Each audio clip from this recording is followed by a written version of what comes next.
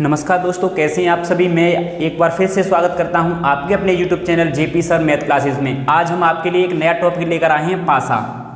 क्या लेकर आए हैं? पासा। और पासा से जितने भर भी क्वेश्चन बनेंगे सारे हम इस वीडियो में कवर करेंगे। जितनी भर टाइप बनेगी उतनी हम इस वीडियो में कवर करेंगे। तो हम पासा कितने दो पार्टों में पढ़ेंगे। कितने पार्टों में पढ़ेंगे? दो पार्टों में पढ़ेंगे पासा। कितने पार्टों में? दो पासों में, दो पार्टों में पढ़ेंगे। या हम कह सकते हैं पासा दो प्रकार के होते हैं। या हम क्या कह सकते हैं? पासा दो प्रकार के होते हैं। नंबर 1 पे पढ़ेंगे हम साधारण पासा। क्या पढ़ेंगे? साधारण पासा। और नंबर 2 पे मानक पासा पढ़ेंगे। क्या पढ़ेंगे? मानक पासा। पासा सबसे पहले पूछा जाए पासा कितने प्रकार के होते हैं, तो पासा दो प्रकार के होते हैं। एक होता है साधारण पासा, एक होता है मानक पासा। क्या होता है? मानक पासा। पहले हम मानक पासा पर विचार कर लेते हैं। मानक पासा आखिरकार किससे कहते हैं? मानक पासा आखिरकार कहते किससे हैं? तो देखते हैं मानक पासा किससे कहते हैं। मानक पासा, तो मानक पासा का पहचान यह सीधी सी होती है कि पहली बात तो ये ज़्यादातर क्या अकेला आता है, पहली पहचान। दूसरी पहचान, ऐसा पासा जिसके विपरीत फलकों का योग 7 हो। क्या हो? ऐसा पासा जिसके विपरीत फलकों का योग 7 हो, मानक पासा कहलाता है। नहीं समझ में आया? देखो समझ में आएगा। जैसे एक संख्या में लिख ली 2 यहाँ, फिर 3 लिख दी और 4 लिख दी। तो देखो ऐसा पासा जिसके विपरीत फलकों का योग 7 हो, ऐसा पासा जिसके विपरीत फलकों का योग 7 हो।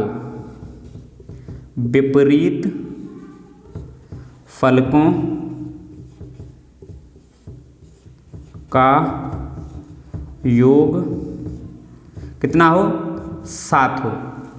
ऐसा पासा जिसके विपरीत फलकों का योग 7 हो, मानक पासा कहलाता है।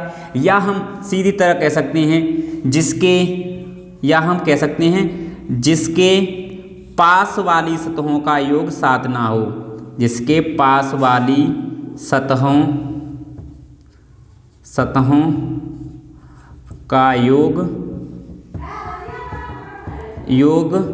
7 ना हो। ठीक है, ऐसा पासा जिसके विपरीत फलकों का योग 7 हो लेकिन पास वाली सतहों का योग 7 ना हो। तो देखो 4 और 3 7, यानी कि ये पास वाली सतहों का योग 7 हो गया। तो ये क्या है? ये अब यहाँ एक अलग संख्या रखनी पड़ेगी। ये रहा, अब ये बन गया हमारा मानक पासा। अब देखो पास वाली सतहों का योग किसी का 7 नहीं है, तो अब विपरीत फलकों का योग 7 होगा। जैसे मैं निकालना 2 के विपरीत, तो देखो टोटल योग होता है 7, तो 7 में से 2 घटाएंगे तो 5 आएगा 2 के विपरीत। अब आ जाए 6 के विपरीत। 6 के विपरीत क्या होगा? 1 हो जाएगा, क्योंकि योग हमारा कितना होता है? 7 होता है। 4 के विपरीत कितना हो जाएगा? 3 होगा। इतना समझ में नहीं आया? तो देखो और अच्छी तरीके से समझते हैं हम। एक मानक पासा या लूडो का पासा, एक ही बात होती है, लूडो वाला। ठीक है, जो हम खेलते हैं घरों में। जैसे कि देखो ये पासा है।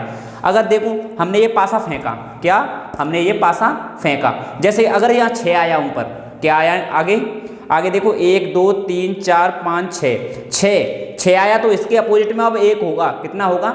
1 होगा। क्यों होगा?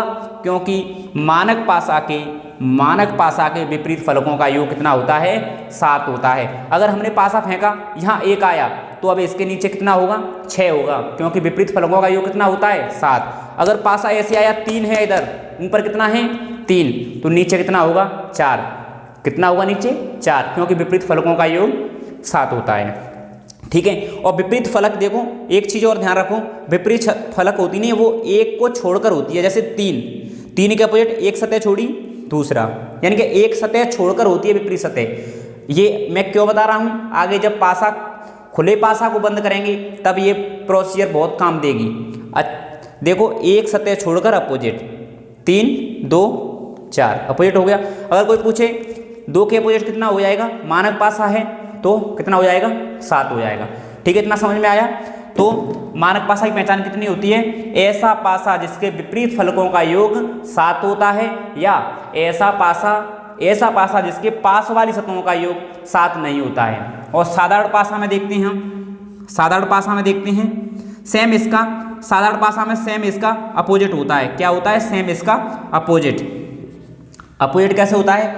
ऐसा पासा जिसके विपरीत फलकों का योग 7 नहीं होता है, जिसके विपरीत फलकों का योग 7 नहीं होता है और पास वाली सतहों का योग 7 होता है। देखो पास वाली सतहों का 6 और 1 7 हो गया, ठीक है। पास वाली सतहों का योग 7 होता है, समझ में आया?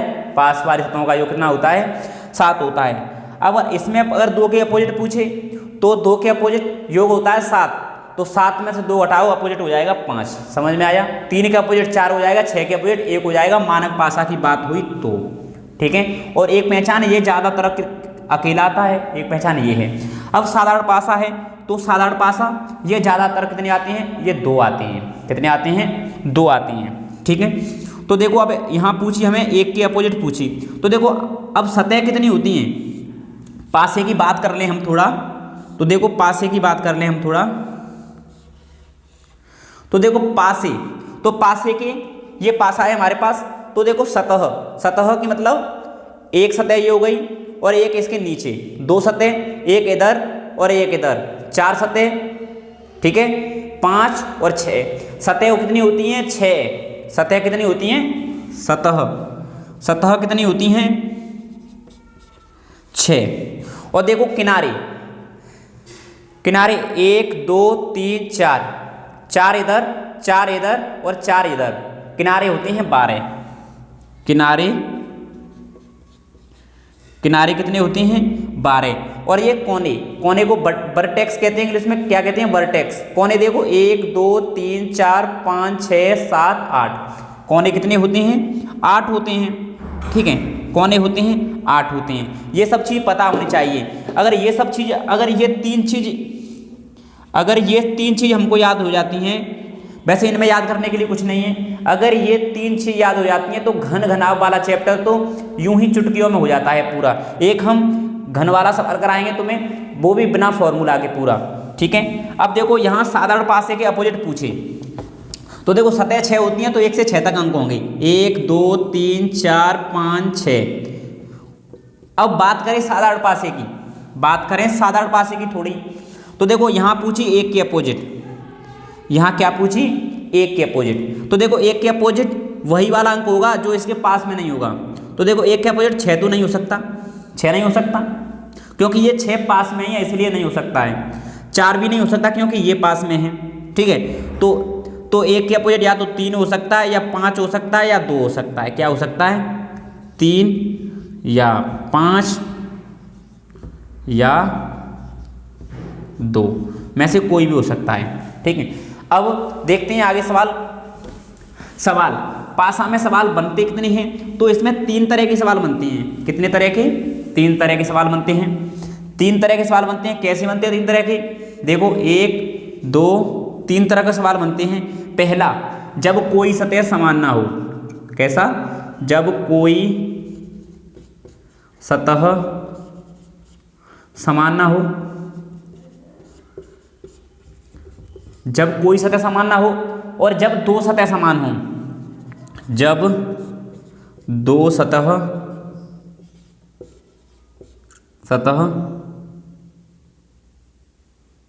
2 सतह या एक सतह समान, जब एक सतह समान हो,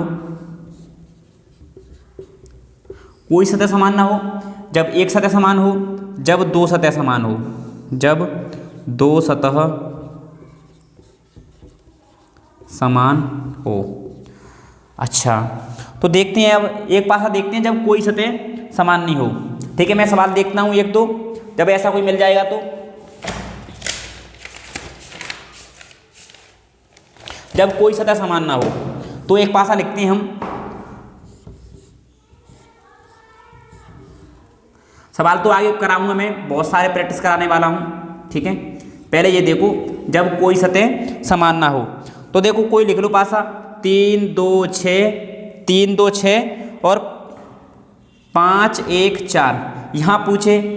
अब देखो कोई सतह समान नहीं है दोनों पासे में, पासे की 2 स्थितियाँ दी गई हैं। ठीक है, अब इसमें किसी के विपरीत पूछ सकता है। सपोज करो उसने पूछा 3 के विपरीत, तो कुछ नहीं करना, 3 का अपोजिट हो जाता है 5 जब कोई सतह समान ना हो तो। ठीक है, 3 के विपरीत क्या हो जाएगा? 5 और 6 के अपोजिट हो जाएगा 4 और 2 के अपोजिट हो जाएगा 1, जब कोई सतह समान ना हो तब। अब बात करते हैं जब एक सतह समान हो। जब एक सतह समान होती है तो पासा तो बहुत सरल पासा बन जाता है, जैसे हम देखते हैं जब एक सतह समान हो तो। ठीक है, ये समझ में आया। जब कोई सतह समान ना हो तो ये बनेगा, और जब एक सतह समान हो तो देखते हैं क्या कंडीशन बनती है। इसे थोड़ा मिटा देता हूं, आप लिख लेना, ठीक है। अब देखते हैं जब क्या है, एक सतह समान हो। क्या? एक सतह समान हो तो लिख लो कोई पासा, क्योंकि आप करेंगे तब मालूम पड़ेगा, ठीक है। 3 4 6, 3 4 6, 6 2 5। अब देखो इसमें कोई कॉमन है? अरे है, देखो एक सतह समान है, कौन सी वाली है? 6 समान है, तो उसे कॉमन सतह को लिख लेते हैं। क्या? कॉमन सतह को दोनों तरफ लिख लेते हैं, क्योंकि इसमें दोनों में कितना है? 6 कॉमन है। 6 कॉमन है तो कॉमन सतह को हम पहले लिख लेते हैं। अब देखो घड़ी चलती है उसे कहते हैं क्लॉकवाइज। क्या कहते हैं? क्लॉकवाइज, यानी कि घड़ी की दिशा में क्लॉकवाइज होती है और घड़ी की विपरीत दिशा में होती है एंटी क्लॉकवाइज। तो देखो घड़ी के दिशा में हम घुमा देते हैं, कैसे? या देखो 6 से आगे क्या आएगा? 4, तो यहाँ 4 लिख लो, ठीक है। 6 से आगे देखो यहाँ 4, फिर 4 से आगे कितना आएगा? 3, तो 3 लिख लो, ठीक है। ऐसे ही देखो इधर देखो 6 से आगे क्या आएगा? 5, तो यहाँ 5 लिख लो, और 5 से आगे क्या आएगा? 2, तो ये 2 लिख लो। तो देखो 4 के अपोजिट कितना हो गया? 4 के अपोजिट 5 हो गया। 3 के अपोजिट कितना हो गया? 2, और बचा कौन सा अंक? जो बचा कौन सा? 1। अब हम क्लियर कह सकते हैं 4 के अपोजिट कितना हो गया? 5 हो गया। 3 के अपोजिट 2 हो गया, और 6 के अपोजिट 1 हो गया। इतनी चीज़ समझ में आई? वैसे आशा करता हूँ समझ में आई होगी, ठीक है। अब हम देखते हैं जब दो सतह समान हो, इसे उतार लो, स्क्रीनशॉट खींच लो चाहे शायद, ठीक है। अब कराते हैं हम जब दो सतह समान हो, ठीक है। दो सतह समान हो, दो सतह समान वाला तो बहुत ही आसान है और आप चुटकियों में कर देंगे। जब दो सतह समान हो तो, जब दो सतह समान हो तो फिर तो कुछ करना ही नहीं है। जैसे कि कोई लिख लो 3 1 4 लिख लो, चलो 3 1 2। तो देखो 3 ये हमने लिख ली। अब इसमें क्या है, दो सतह समान होंगी, कोई पास की दो स्थितियाँ आएंगी, फर्स्ट और सेकंड। इसमें कोई दो सतह अब जरूर समान होंगी, क्योंकि हमारे सवाल 3 तरह की बनते हैं। जब एक सतह समान हो, ये वाला, कोई सतह समान ना हो, मैंने करा दिया है, एक सतह समान वाला कराई दिया है, और जब दो सतह समान हो, वो 3 तरह के सवाल बनते हैं तुम्हारे। अब देखो कुछ नहीं करते, 3 और 1 जो समान होते नहीं है, 3 और 1 जो समान होते हैं उसे काट देते हैं। जो बचता है वो उसके अपोजिट हो जाता है, जो बचता है वो उसके अपोजिट हो जाता है। यानी हम क्लियर कह सकते हैं 4 के अपोजिट कितना हो गया, 2, या 4 के विपरीत 2। बस इतना ही सा फंडा है। और तुम्हें जो कट के बचेगा, जो ये दोनों काट कर ये काटे है ना हमने, जो काट के बचेगा वही उसका अपोजिट होगा और तुम्हें वही पूछा जाएगा, ठीक है। बस इतना ही है। अब तो इसमें कुछ है ही नहीं, अब सारे सवाल हम आसानी से कर लेंगे डाइस की, ठीक है। अब डायरेक्ट हम XI लगाते हैं, 1-2 सवाल XI से करते हैं और फिर आप खुद करेंगे, ठीक है। चलो देखिए ये 3-4 सवाल करते हैं हम। देखो ये पासे की 2 स्थितियां दी गई हैं, फर्स्ट पासा और सेकंड पासा। सवाल कैसे आएगा, एक ही पासे की 2 स्थितियां दी गई हैं, ठीक है। एक ही पासे की 2 स्थितियां दी गई हैं, इनमें 3 के विपरीत कौन सा अंक होगा, 3 के विपरीत कौन सा अंक होगा, ये पूछेगा तुम्हें। तो देखो यहाँ पहले तो कॉमन देखो, तो यहाँ देखो 2 सतह कॉमन मिल रही हैं, 2 सतह कॉमन मिल रही हैं। कितनी सतह कॉमन मिल रही हैं, 2 सतह। और जो कॉमन सतह मिलती हैं, जो कॉमन सतह मिलती हैं उन्हें बिल्कुल काट देती हैं, और जो बचता है वो उसके विपरीत होता है। यानी कि पहले आप कह सकते हैं 3 के विपरीत कितना हो जाएगा, 4 हो जाएगा। समझ में आया, 3 के विपरीत 4। ऐसे ही नीचे वाले में देखो ये पूछ रहा है 2 के विपरीत, तो देखो कुछ कॉमन मिल रहा है, देखो 5 और 3 कॉमन मिल रहे हैं। कितना, 5 और 3। तो कॉमन मिलती हैं जो 2, उसको हम क्या कर देते हैं, काट देते हैं, और जो बचता है वो उसके हो जाता है अपोजिट। यानी कि 1 के अपोजिट कितना हो जाएगा, 2। समझ में आया, 1 के अपोजिट कितना हो जाएगा, 2 हो जाएगा। ऐसे ये देखो पासा एक क्वेश्चन नंबर 3 है, इसमें पूछा है 3 के विपरीत। तो देखो अब पहचानना पड़ेगा ये पासा है कैसा, आखिरकार ये पासा है कैसा। तो मैंने तुम्हें बताया था मानक पासा बताया, तो मैंने ऐसा पासा जिसके पास वाली सतहों का योग 7 ना होता हो, ठीक है, या जिसके विपरीत फलकों का योग 7 हो, मानक पासा कहलाता है। तो देखो पास वाली सतहों का योग 7 नहीं है, ठीक है। और ये अब 3 के अपोजिट पूछ रहा है, तो 3 का अपोजिट कितना हो जाएगा, 7 में से 3 घटा दो, बस सीधा है। 7 में से 3 घटाए 4 हो जाएगा, क्योंकि विपरीत फलकों का योग कितना होता है, 7 होता है, ठीक है। समझ में आया। और देखते हैं 2-4 सवाल, क्योंकि पासे के कोई टाइप रहनी नहीं चाहिए, ठीक है। आज वीडियो बड़ी हो जाएगी, कोई दिक्कत नहीं है, पर सवाल नहीं रहने चाहिए आज एक भी, ठीक है, एक भी सवाल नहीं रहेगा आज। अब कोई भी एक सतह कॉमन, ये तो तुमने कर ही लिए, चलो एक आध दो और कराते हैं हम सवाल, ठीक है। फटाफट बताना, अब आप खुद करना, क्योंकि अब मैंने आप सिखा दिए हैं। अगर वीडियो स्किप नहीं की होगी तुमने तो आप सीख चुके हैं पूरे पासे, ठीक है। ये दे रहा है सवाल में 3 2 5 5 4 6 में 2 के विपरीत बताइए। चलो बताइए फटाफट 2 के विपरीत क्या होगा। वही सेम प्रोसीजर पहले देखेंगे, कोई सतह कॉमन है या नहीं। तो देखो 5 कॉमन है, क्या कॉमन है, 5 कॉमन सतह को 2 बार लिख लेते हैं और क्लॉकवाइज घुमा देते हैं। 5 से आगे 2, फिर आएगा 3, तो 2 और 3, ठीक है, 2 और 3 क्लॉकवाइज घुमा दो, 6 और 4 आएगा, 6 और 4, पहले 6 आएगा फिर 4, क्योंकि 6 और 4 यहाँ हो जाएगा 2 के अपोजिट 6, 3 के अपोजिट 4, और जो बचा क्या 5, 5 के अपोजिट हो जाएगा 1। अब देख लो किसके अपोजिट पूछा है, 2 के अपोजिट, तो 2 के अपोजिट क्या हो जाएगा, 6 हो जाएगा हमारा। समझ में आया। एक दो सवाल और करो, चलो, क्योंकि जितना तुम करेंगे प्रैक्टिस तुम्हारी उतनी ही बढ़ेगी, जितना तुम करेंगे उतनी आपकी प्रैक्टिस बढ़ेगी, ठीक है। 1 6 3 2 5 1 मैं तुम बता दो 6 के विपरीत क्या होगा, क्या होगा 6 के विपरीत। देखो कॉमन सतह देख लो, 1 कॉमन है, क्लॉकवाइज घुमा दो 3 और 6, 3 और 6, अब क्लॉकवाइज घुमा दो 5 और 2, 5 और 2, 6 के अपोजिट हो जाएगा 2, क्योंकि उसने 6 के अपोजिट पूछा है। अगर वो पूछता 3 के अपोजिट 5 हो जाएगा, 1 के अपोजिट जो बचा कौन सा बचा 4, वो 4 हो जाएगा, ठीक है। अब देखते हैं, अब ये 2 पास हमारे एक सतह क्लियर हो जाएगा, कोई सतह समान ना हो वो भी हो जाएंगे। कभी कभी पास क्या दे देता है, 3 या 4 पासे दे देता है, 3 या 4 पासे दे देता है। तो हम एक करेंगे 3 पासे वाला करेंगे, ठीक है। एक करेंगे फर्स्ट सेकंड थर्ड, क्योंकि पासे की 3 या 4 स्थितियां दे सकता है।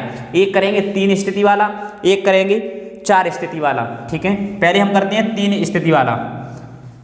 तो देखो 3 स्थिति वाला करते हैं हम पहले एक सवाल।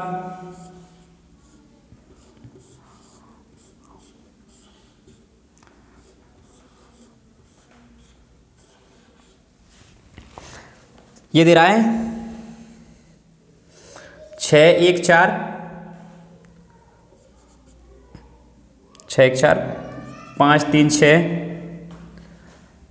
4 1 2 मैं 2 के विपरीत क्या होगा, यानी कि 2 के अपोजिट पूछ रहा है क्या होगा, 2 के अपोजिट पूछ रहा है। एक हम देख लेते हैं 4 स्थिति वाला, 1 2 3 4, फिर हम करेंगे खुले पासा, ठीक है। 4 स्थिति वाला एक सवाल कर लेते हैं, फिर हम क्या करेंगे, फिर हम करेंगे खुले या बंद पासे। पहले 4 स्थिति वाला एक सवाल करते हैं,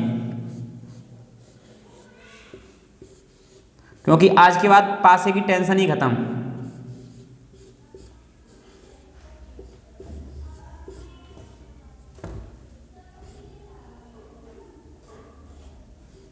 ठीक है, ये करते हैं 4 स्थिति वाला। पहले 3 स्थिति वाला देखो, इसमें क्या पूछ रहा है, 2 के अपोजिट क्या होगा, पहले ये देखते हैं। तो इसमें देखो चाहे तो हम क्या करते हैं, चाहे तो पहले और दूसरे पासे से कर लो, कोई कॉमन है इसमें, देखो इसमें कोई कॉमन है, इसमें कोई कॉमन है या नहीं ये देखते हैं पहले। इसमें कोई कॉमन है तो देखो दोनों में 6 कॉमन है, तो बस हम पहले पासा पहले और दूसरे से हम कर लेंगे। 6 कॉमन है, कॉमन को लिख लो, तीसरे से फिर कोई मतलब नहीं है, क्या तीसरे से कोई मतलब नहीं है। तो देखो 6 लिख लिया हमने, या हम कर रहे हैं पहले और दूसरे पासे से, किससे से कर रहे हैं हम, पहले और दूसरे से कर सकते हैं, या पहले और तीसरे से कर सकते हैं, या दूसरे और तीसरे से कर सकते हैं, इससे कोई फर्क नहीं पड़ता है, ठीक है। जितने ज़्यादा पास है उतना ही सरल सवाल। पहले से कर रहे हैं तो देखो पहले में हमने क्या 6 कॉमन है, देखो पहले और दूसरे में, तो 6 से आगे अब क्लॉकवाइज घुमा दो, 4 आएगा फिर 1 आएगा, कितना 4 और 1। इसमें देखो ना अब 3 और 5, तो 3 और 5 यानी कि इससे 4 के अपोजिट कितना हो गया 3, 1 के अपोजिट कितना हो गया 5, तो 6 के अपोजिट कितना हो जाएगा 2। क्यों हो जाएगा? क्योंकि अंक ओनली हमारे 6 तक होते हैं, 1 2 3 4 5 6 तक होते हैं। 4 के अपोजिट 3 हो जाएगा, 1 के अपोजिट 5, तो बचा क्या 6 के अपोजिट 2 बचा, ठीक है। 3 वाला ये हो गया। अब देखते हैं हम 4 वाला देखते हैं एक पासा, किस बार देखते हैं 4 वाला। फिर हम करेंगे खुले या बंद पासे। खुले या बंद पास है तो हम थोड़ी देर में ही सिखा देंगे आपको, ज़्यादा टाइम नहीं लेंगे। फिर एक घन घनाभ का क्वेश्चन करेंगे, वो एग्जाम में आते हैं और आप सब सूत्र भूल जाते हैं, फिर उसे छोड़ के आते हैं तो बहुत बुरा लगता है फिर, ठीक है। ये देखते हैं हम 4 वाला एक, तो लिख लो 2 1 3 2 1 3 3 1 5 4 2 3 2 4 6।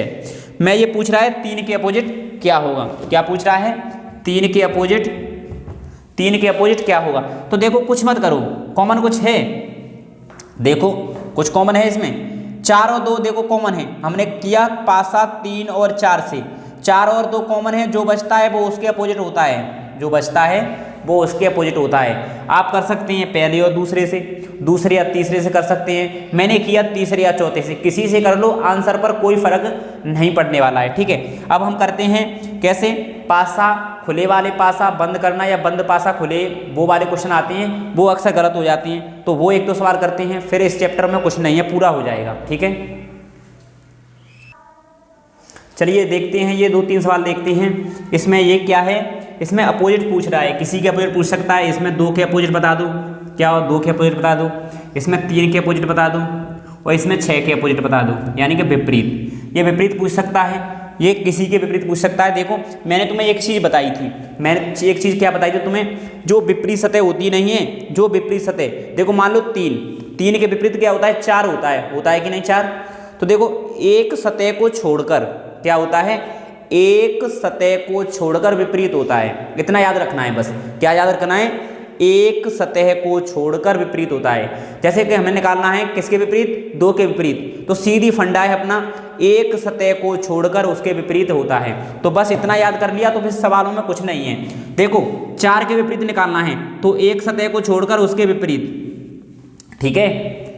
ऐसे देखो 1 के विपरीत, देखो एक सतह को छोड़कर उसके विपरीत, और जो बचा वो उसके विपरीत, 4 के विपरीत 3 हो गया। ऐसे ही देखो जो हमें पहले दिखता है क्लियर उसे कर लेते हैं हम। देखो एक सतह को छोड़कर उसके विपरीत, एक सतह को छोड़कर उसके विपरीत, और जो बचा वो उसके विपरीत, समझ में आया। ऐसे देखो एक सतह को छोड़कर उसके विपरीत, यानी कि 1 के अपोजिट हो जाएगा कितना 3 हो जाएगा, एक सतह को छोड़कर उसके विपरीत, और जो बचा वो उसके विपरीत, कितना सरल है, ठीक है। अब हम करते हैं 1-2 सवाल करते हैं घन पर, बिना फॉर्मूला के करेंगे, क्योंकि फॉर्मूला तो अक्सर बच्चों को क्या हो जाता है, ध्यान भूल जाता है और वो सवाल छोड़कर आ जाती हैं, लेकिन हमें सवाल छोड़कर नहीं आना है कभी भी, ठीक है। देखो एक सवाल करते हैं हम, कोई भी सवाल लिख लेते हैं हम पूरा, फिर मैं बताऊंगा कैसे सवाल बनते हैं। सवाल मैं पूरा लिखता हूँ, सवाल क्या है आप सवाल लिख लो शायद। एक 4 सेमी क्या है, एक 4 सेमी के घन को हरे रंग से रंगा गया है, को हरे रंग से रंगा गया है। एक 4 सेमी घन को हरे रंग से रंगा गया है, और हरे रंग से रंगा गया है, और एक सेमी के टुकड़ों में काटा गया है, और एक सेमी के टुकड़ों में काटा गया है, टुकड़ों में काटा गया है। तो सवाल कैसे बनते हैं मैं बताऊंगा। तो कुल बनने वाले घनों की संख्या, सवाल बता रहा हूं मैं, बनने वाले घनों की संख्या। इसका मतलब है सारे मतलब घन कितने बनेंगे, कुल घन कितने बनेंगे, ये पहला कितना है, तो कुल घन कितने बनेंगे, कुल घन कितने बनेंगे, पहला सवाल कुल घन कितने बनेंगे। दूसरा सवाल ऐसे घन, दूसरा सवाल क्या होगा, ऐसे घन जिसकी एक सतह रंगीन है, यानी कि एक सतह रंगीन घन, सतह रंगीन घन, रंगीन घन। दूसरा सवाल दो सतह रंगीन घन, रंगीन घन। तीसरा चौथा सवाल कौन सा हो जाएगा हमारा, तीन सतह रंगीन घन।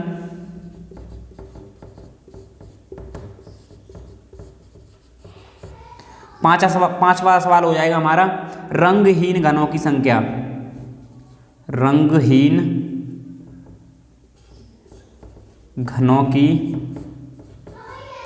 संख्या। ये सवाल पूछे जाएंगे एक घन के, आएंगे तो 4 सवाल आएंगे, कितने आएंगे तो 4 या 5 सवाल आएंगे, ठीक है। चलो अब करते हैं। तो अब थोड़ी थोड़ी मैंने चीज़ें बताई थी तुम्हें, घन में क्या बताया था, देखो वो मैं बताता हूँ तुम्हें। मैंने शुरुआत में बताया था कि कोने या किनारे कितने होते हैं, कोने होते हैं 8, शुरुआत में ही बताया था। किनारे कितने होते हैं 12, और सतह कितनी होती हैं 6। अगर इतनी चीज़ आपको याद है, अगर इतनी चीज़ याद है आपको, तो इस पूरे सवाल में कुछ नहीं है। देखो घन का आयतन क्या होता है, ये आप याद रखो बस, घन का आयतन क्या होता है। इसे मैं इधर लिख देता हूँ, इधर लिख देता हूँ। कोने कितने होते हैं, कोने होते हैं 8, किनारे 12, और सतह कितनी होती हैं 6।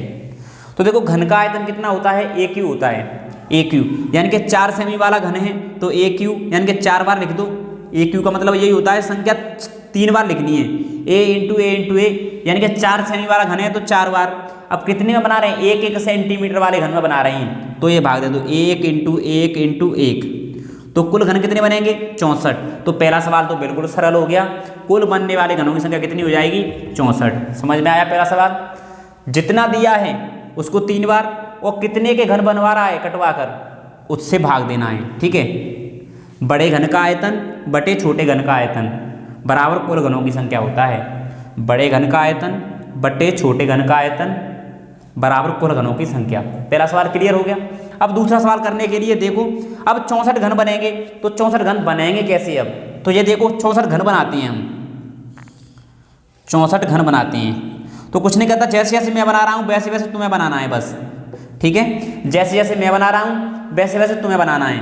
तो देखो ऐसे बनाया, पहले आयत या वर्ग बनेगा, जो बना लो, बस सवाल करना है हमें, उससे कोई मतलब नहीं रहता है, ठीक है। ये बन गया। देखो अब देखो क्या है, हमें 64 बनाने हैं, तो इसमें 4 खाना बनाने हैं बस, 1 2 3 4। देखो बन गए 1 2 3 4, 4 बनाएंगे तभी 64 बनेंगे। तो 4 अब इधर खींची हमने, तो 4 नीचे खींचेंगे। समझना, अगर ये चीज़ समझ में आ गई तुम्हारे में, तो कभी तुम आप फॉर्मूला लगाएंगे, इन्हीं सारे सवाल ऐसे ही कर देंगे। बस कुछ नहीं है, 4 बनाने हैं सब में। क्या बनाने हैं 4 बनाने हैं पूरे में। अब देखो इसमें तो पूरे कंप्लीट हो गए, इसमें और रह गए हैं अभी।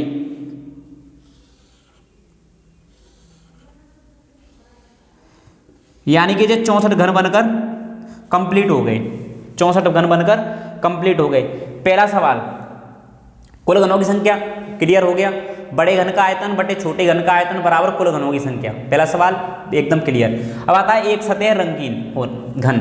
तो देखो एक सतह रंगीन घन हमेशा बीच में निकलते हैं। कहाँ निकलते हैं? बीच में निकलते हैं। तो देखो बीच में, तो एक सतह रंगीन, एक ये होगा, 2 3 4।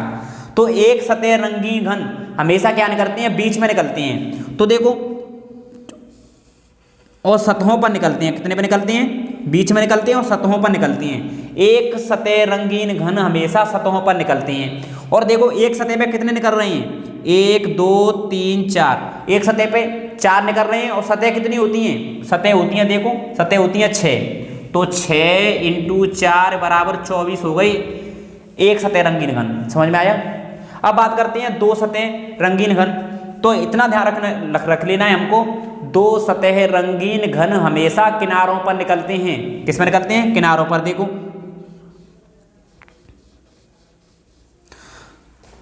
दो सतह रंगीन घन हमेशा किनारों पर निकलते हैं। कितने, तो देखो एक किनारे पर कितने, 2, एक किनारे पर कितने, 2, और किनारे कितने होते हैं, 12, तो 2 × 12 ये भी 24 हो गए। ठीक है। और ये तीन सतह रंगीन घन, तीन सतह रंगीन घन हमेशा किस पर निकलते हैं, कोनों पर निकलते हैं। कितने पर, किस पर, कोनों पर। और कोने कितने होते हैं, 8 होते हैं। तो तीन सतह रंगीन घन 8 होते हैं और ये हमेशा 8 ही होते हैं। ठीक है, हमेशा 8। ठीक है, कितने होते हैं, हमेशा 8। अब देखते हैं रंगहीन घन। रंगीन घन तो देखो 24 दूनी 48, 24 24 48, 48 और 8 कितने हो गए, 48 और 8 कितने हो गए, 48 और 8 56 हो गए। 56 यानी कि 64 - 56, 8 हो गए तुम्हारे रंगीन घन, रंगहीन घन। समझ में आया। कुल में से जो एक सतह वाले हैं, दो सतह वाले हैं और तीन सतह वाले घटा देंगे तो रंगहीन बचेंगे। ठीक है, समझ में आया होगा। अगर ये क्लियर, अगर ये सवाल क्लियर है और तुम चाहते हैं कि और इस पर मैं वीडियो लाऊं तो कमेंट बॉक्स में बताना। और वीडियो थोड़ी सी भी अच्छी लगे तो लाइक और शेयर जरूर करना, क्योंकि आपका एक लाइक और एक शेयर मेरे लिए बहुत महत्वपूर्ण है। धन्यवाद।